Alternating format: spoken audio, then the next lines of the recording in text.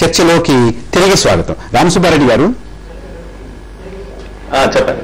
రామసుబ్బారెడ్డి గారు, హలో. ఇలాంటి దుర్ఘటనలు జరిగితే యాసిడ్ పోయడమో లేకపోతే హత్య జరగడం ఇటు జరిగిన వెంటనే మొత్తం రాష్ట్రం అంతా కూడా ముక్త కంఠంతో దీన్ని ఖండిస్తున్నారు, నిరసన వ్యక్తం చేస్తున్నారు, చాలా చాలా చాలా తిరస్కరిస్తున్నారు దీన్ని. అయినా కూడా విదిన్ డేస్, మళ్ళీ 2 రోజులకు 3 రోజులకు ఇలాంటివే పునరావృతం అవుతున్నాయి. ఏం చేయాలి? అవును, కరెక్టే. చూడండి, ఇప్పుడు ఒక వ్యక్తి యొక్క మనస్తత్వం, వ్యక్తిత్వం అనేది ఓవర్ నైట్ గా డెవలప్ కాదండి. చిన్నప్పటి నుంచి అతను పెరిగిన వాతావరణం, పరిస్థితులు, తల్లిదండ్రుల యొక్క మనస్తత్వం ఇవన్నీ కలిసి ఒక వ్యక్తి ఇలా తయారవుతాడు 18 years కో 20 years కో. ఒక వరంగల్ ఎన్కౌంటర్ గానీ లేదా ఇంకొక పనిష్మెంట్ గానీ ఓపెన్ గా శిక్షించడం గానీ ఇవన్నీ కూడా ఓవర్ నైట్ గా ఒక వ్యక్తి, ఒక మూసలాగా తయారైన వ్యక్తిని ఒక్క ఇన్సిడెంట్ మాత్రం మార్చలేదు. అది నెంబర్ 1. రెండోది ఏంటంటే వీళ్ళలో అపరాధ భావన, గిల్ట్ ఫీలింగ్ అసలు ఏమాత్రం ఉండదండి. ముఖ్యంగా ఈ సైకోపథిక్ పర్సనాలిటీస్ లేదా యాంటీ సోషల్ పర్సనాలిటీస్ అనే వ్యక్తిత్వం ఉన్న వాళ్ళలో ఏంటంటే వాళ్ళకి మీరు 5 ఏళ్ళు శిక్ష వేసినా బయటకు వచ్చిన తర్వాత again he will repeat the same crime మనం చాలా చూస్తూ ఉంటాం. కాబట్టి జైలు శిక్ష గానీ పనిష్మెంట్ గానీ ఇవన్నీ కూడా ఈ సమూలంగా ఉన్న వ్యక్తిత్వాన్ని ఒక రోజులో మార్చలేవు. రెండోది అంటే వాళ్ళు ఎక్కువగా ఈగోసెంట్రిక్ గా ఉంటారు. అంటే స్వార్థం తప్ప ఇంకా అంటే తనకు రూపాయి లాభం వస్తే సమాజానికి 1000 రూపాయలు నష్టం వచ్చినా పర్వాలేదు అనే మెంటాలిటీ వీళ్ళలో ఉంటుంది. కాబట్టి ఆ ₹1 లాభం కోసం ఇతరులకు ఎంతైనా హాని చేస్తానికి వాళ్ళు వెనకారు. అలాగే ఇలాంటి మనస్తత్వం వాళ్ళలో గిల్టీ ఫీలింగ్ ఉండదు, లేకపోతే పశ్చాత్తాపం ఉండదు, పనిష్మెంట్ పనిచేయదు. ఇంకోటి ఏంటంటే చట్టాల్లో లొసుగులు. ఇప్పుడు వరంగల్ ఎన్కౌంటర్ ప్రతిసారి చేయలేము కదా, ఒక్కసారి జరిగింది. కానీ ప్రతిసారి వాళ్ళ ధీమా ఏమిటంటే అలాంటి ఎన్కౌంటర్ ఏదో ఒకసారి చేశారు, కానీ ప్రతిసారి అలా చేయరు. చట్టంలో ఉన్న లొసుగులను బట్టి తొందరగా బెయిల్ పొందవచ్చు, శిక్ష తప్పించుకోవచ్చు, మంచి లాయర్లు పెట్టుకోవచ్చు. కాబట్టి ఇవన్నీ కూడా ధీమా అతనిలో ఉండడం వల్ల ఇలాంటి నేరాలు మళ్లీ వచ్చేదానికి కూడా అవకాశం ఉంది. కాబట్టి బేసిక్ గా చట్టం గురించి ప్రస్తావించారు కాబట్టి పార్వతి గారు, చట్టంలో లొసుగులు ఉన్నాయంటారంటే ఇంత చేసినా కూడా నేను శిక్షించి తప్పించుకోవచ్చు, మంచి లాయర్ని పెట్టుకునో లేకపోతే ఏదో చేసో, అది కూడా ఒక రకంగా ధైర్యం ఇచ్చి ఈ రకమైన ధోరణికి ప్రేరేపిస్తుందా? అవునండి, చట్టాల్లో చాలా లొసుగులు ఉన్నాయి. కొన్ని కేసెస్ లో వెంటనే బెయిల్స్ తెచ్చుకుంటున్నారు. ఆ తర్వాత బెయిల్ తెచ్చుకున్న తర్వాత ఈ కేసులో చార్జ్ షీట్ ఫైల్ చేసి విచారణ ప్రారంభం అవడం చాలా లేట్ అవుతుంది. ఈ లోపల ఈ లేటు జరిగే నేపథ్యంలో ఈ సాక్షులు కూడా సరిగ్గా రావడం లేదు కోర్టుకు. తర్వాత సాక్షులు ఒకవేళ వచ్చినప్పటికీ కూడా వాళ్ళు వచ్చిన మరుసటి రోజే వాళ్ళకు మళ్ళా ఈ వాయిదాలు దొరుకుతున్నాయి. దానికి నెక్స్ట్ వాయిదా అని చెప్పేసి విచారణ చాలా జాప్యం జరుగుతుంది.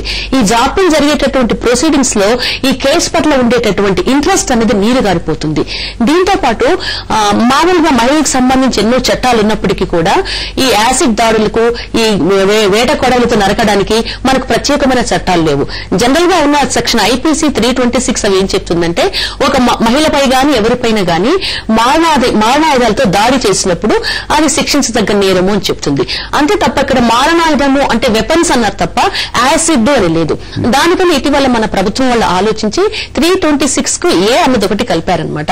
అంటే దాడి అన్నది యాసిడ్ దాడి జరిగినప్పుడు అది కూడా నాన్ బెయిలబుల్ అఫెన్స్. దీనికి 10 years వరకు జైలు శిక్ష విధించేటటువంటి వెసులుబాటు కల్పిస్తూ ఇంకా ఈ చట్టం మనకు వెంటనే తీసుకుని వచ్చేటటువంటి అవకాశం ఉన్నది. తీసుకురావాలని చెప్పేసి చర్చ కూడా ప్రారంభించారు. సంజయ్ గారు, చివరికి వచ్చేస్తున్నాం. చట్టంలో లొసుగులు ఉన్నాయంటున్నారు, పెంపకంలో దోషాలు ఉన్నాయంటున్నారు.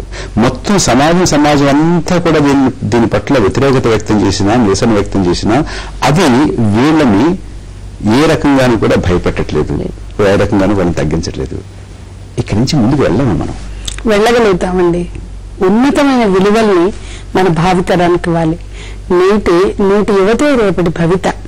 వీళ్ళు ఇంత హింసతోటి, ఇంత స్త్రీల పట్ల వివక్ష, దాడులు ఇవే కాదు, వాళ్ళు వ్యక్తులుగా కూడా చాలా హింసా ప్రవృత్తిని పెంచుకుంటున్నారు. స్వార్థపరంగా సెల్ఫ్ సెంటర్డ్ గా ఉంటున్నారు.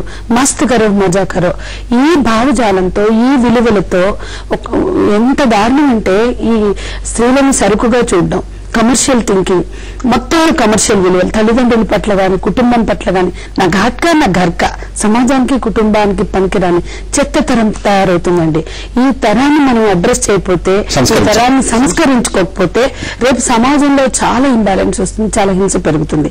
ఒకటేనండి, వెస్ట్ లో కూడా గర్ల్ ఫ్రెండ్ దక్కకపోతే తుపాకీ తెచ్చి 14 మందిని టీచర్తో సహా కాల్చిన సంఘటనలు జరిగితే వాళ్ళు సెనెట్ లో చర్చించి మోరల్ సైన్సెస్ చెప్పడం ద్వారా దీన్ని పోగొట్టాలి, పెట్టాలి, సైకలాజికల్ కౌన్సిలింగ్ ద్వారా అన్నారు. మనం మోరల్ సైన్స్ చెప్పడం కాదు, సెక్స్ ఎడ్యుకేషన్ ఇక్కడ చాలా అంశాలు ఉన్నాయండి. కాలేజీల్లో కౌన్సిలింగ్ పెట్టాలి, స్కూళ్ళల్లో కౌన్సిలింగ్ పెట్టాలి, మోరల్ సైన్సెస్ భాగం చేయాలి. అసలు హిస్టరీలు పోతున్నాయి. మన హిస్టరీ మనం తెలుసుకోకుండా, మన కల్చర్ మనం తెలుసుకోకుండా, మన సంస్కృతిలో, మన భాషలో, మన దేశంలో మనకున్న ఉన్నత వేల సంవత్సరాల చరిత్ర కలిగిన దాంట్లో ఉన్నతమైన విలువల్ని మనం చెప్పుకోకుండా, మనం వాళ్ళ నీతి జాతి చరిత్రలు లేని వాళ్ళ 200-300 సంవత్సరాల కలిగిన కంట్రీలని అనుకరించిన ఫ్యాషన్, అదే కల్చర్ అనుకుంటున్న మారిపోతున్నటువంటి స్థితిలో మనకంటూ ఏమీ మిగిల్చుకున్నప్పుడు మన విలువలు కూడా మిగిల్చుకోలేమండి. రామసుబ్బారెడ్డి గారు, భవిష్యత్ ఏమిటి? దీనికి చట్టాలు వసూలు ఉన్నాయంటున్నారు, పెంపకంలో దోషం ఉన్నట్టున్నారు, సమాజం కూడా సరిగ్గా దీన్ని సంస్కరించలేకపోతుంది. ఇప్పుడు ఉన్నటువంటి ఇప్పుడు నేను ఏమంటానండి, అసలు అబ్బాయిల కన్నా ముందు అమ్మాయిలకు జాగ్రత్తలు మనం చెప్పడం చాలా మంచిది. ఎందుకంటే ఇలాంటి మనస్తత్వం ఉన్న మగవాళ్ళు సమాజంలో ఎప్పుడూ ఉంటారు. మనం ఎన్ని చట్టాలు చేసినా, ఎన్ని మాడిఫికేషన్ తీసుకొచ్చినా still there will be some criminal mentality people.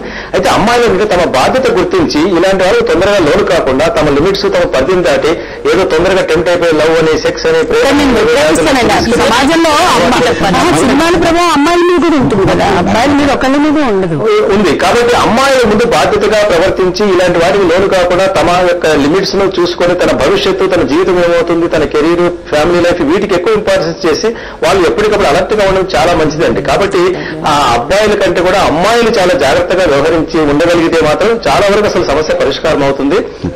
అలాగే ఇంట్లో సూపర్విజన్, పేరెంట్ల యొక్క సూపర్విజన్, సెల్ ఫోన్స్ తొందరగా 8th క్లాస్ 7th క్లాస్ లోని సెల్ ఫోన్స్ కొనివ్వడము, లేదా వాళ్ళకి ఇంటర్నెట్ యాక్సెస్ ఫ్రీగా ఉండడము, ఒకవేళ ఏమైనా ఇలాంటి పోర్నో సైట్స్ ఉంటే వాటిని బ్యాన్, రెస్ట్రిక్ట్, ఇవన్నీ కూడా పేరెంట్. కానీ ఆ వయసు అలాంటిది కాబట్టి వాళ్ళని ఎప్పటికప్పుడు కంట్రోల్ చేస్తూ ఉంటే చాలా వరకు వీటిని మనం నివారించడానికి చట్టాలు చేయగలం. ఒకటేనండి, సమాజం ఇప్పుడు ఈ మీడియా సంస్కృతి దిగజారుతున్న మానవీయ విలువల ప్రభావం అమ్మాయిల మీద ఉంటుంది, అబ్బాయిల మీద ఉంటుంది. అమ్మాయిలకు ఒక్కరికే జాగ్రత్త పడుతుంది. ఎందుకంటే ప్రేమ సినిమాలు చూస్తే ఒక సెక్సే అట్రాక్ట్ అయ్యే పరిస్థితి లేదు. కాబట్టి నేను ఏంటంటే మొత్తం అమ్మాయిల అబ్బాయిలు కూడా విలువలు, బాధ్యతలు సంస్కరించాలి. అమ్మాయిల అబ్బాయిలు, యువతి యువకులు సంస్కరించాలి. మనం ముగించుకుందాం సార్. సంజయ్ గారు, పార్వతి గారు, మనకి ప్రత్యక్ష ప్రసారం ద్వారా విజయవాడ నుంచి మనతో మాట్లాడిన, చర్చలో పాల్గొన్న డాక్టర్ రామసుబ్బారెడ్డి గారు, మీ ముగ్గురికి కూడా కృతజ్ఞతలు. నమస్తే ఆంధ్రప్రదేశ్.